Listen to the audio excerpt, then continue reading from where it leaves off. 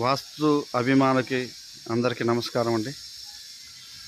ఇది మన గణపతి స్థపతి గురువు గారి యొక్క సమాధి అండి. మీరు చూడొచ్చు లైవ్లో.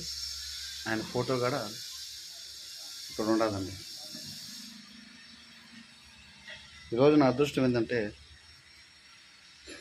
అనుకోకుండా నేను రావడం, ఇక్కడ స్థపతులతో పరిచయం, అదేవిధంగా ఈ గణపతి స్థపతి గురువు గారి యొక్క సమాధి దగ్గర ఎవ్వరు లేరండి. ప్రశాంతంగా చాలాసేపు నేను స్థపతి గురువు గారులతో నేను కాసేపు కూర్చున్నామండి ఆయన సమాధి దగ్గర.